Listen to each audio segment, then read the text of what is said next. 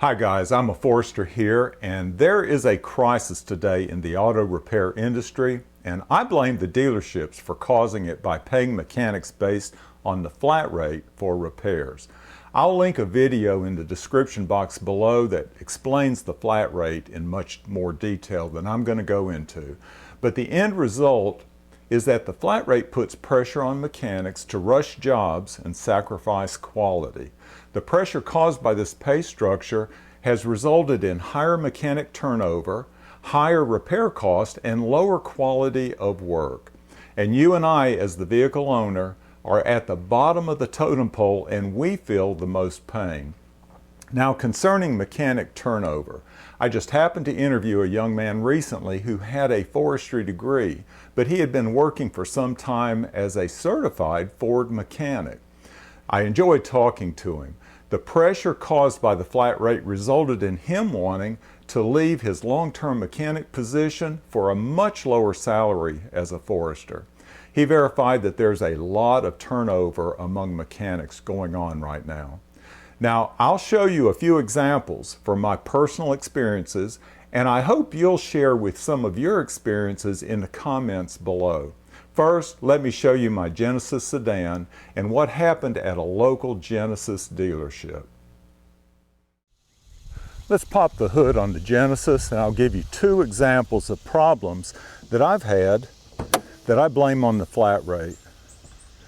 Okay, I took it into the dealership to have an oil change, and this is how I found it. I just happened to open up the hood, take a look before I drove off the lot, and there was the oil filler cap just sitting on the engine. And if I hadn't checked, I'd have driven home with it off. That was due to just rushing from one job to the next.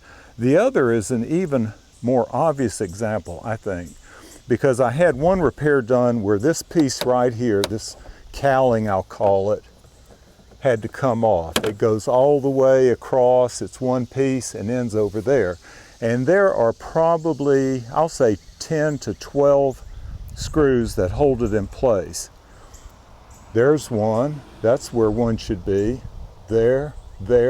You know what? They only put two back because this is an opportunity. They figured out that if you put this one in place and this one in place over here, the rest of it is loose, both sides, but it'll stay in place. So then it's up to me as the owner, when I get back and notice that, to have to go get those screws and put them in myself. That is shoddy work. Now, I paid top dollar for the shoddy work at the Genesis dealership, so I decided to take it to a local mechanic that I had used before when it came time for the next oil change. When I got it home, oil was leaking onto the garage floor like a sieve, and I had to take it back to the mechanic to be redone. These two experiences convinced me that I should go back to doing routine maintenance myself, and I have. I also had brake problems with the Genesis that I've described before in an earlier video, but it required that the master cylinder be replaced.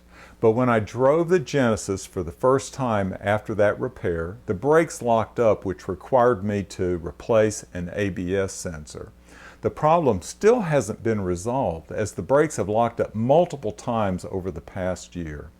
They had never locked up before the master cylinder was replaced. I don't know if there's any connection, but personally, I blame that initial repair for the following problems with the brakes locking up.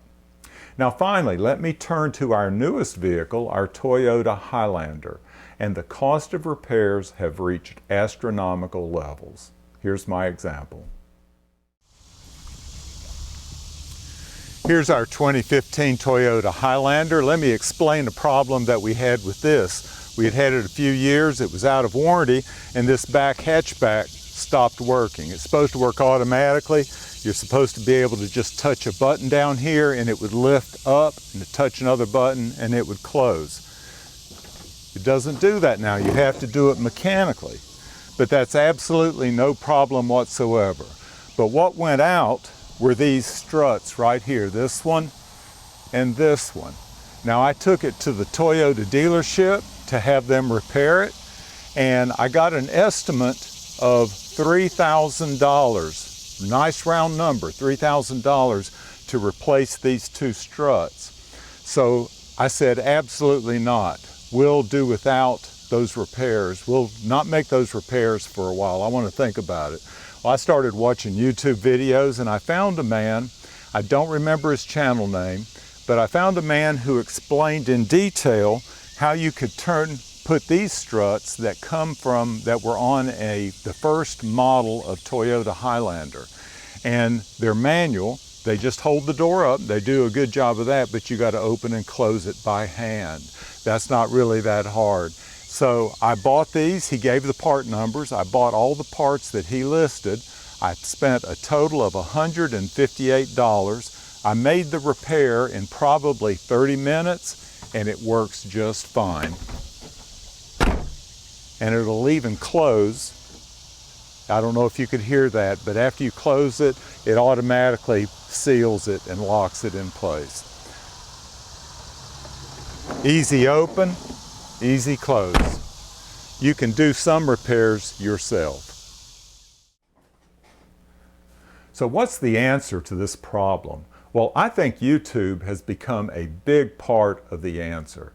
I saved $2,800 on the Toyota repair by turning to YouTube to make the repair myself. I think there's a lot of people that are doing the exact same thing by turning to YouTube. There is a danger in it though that I want to warn you of, because some repairs are hard to diagnose. I'm having to resort to taking my Buick Regal to a mechanic to diagnose its problems and make the repairs after I made 5 repairs based on YouTube advice that didn't correct the problem. They probably needed to be done anyway due to the age of the vehicle, and I started with the cheapest repairs first, so I doubt I have $200 in those 5 repairs. That's a video by itself for the future. Give me your comments on how you see this crisis in the auto repair industry. Do you have a reliable mechanic that you use to make your repairs, or are you doing the work yourself with some YouTube advice?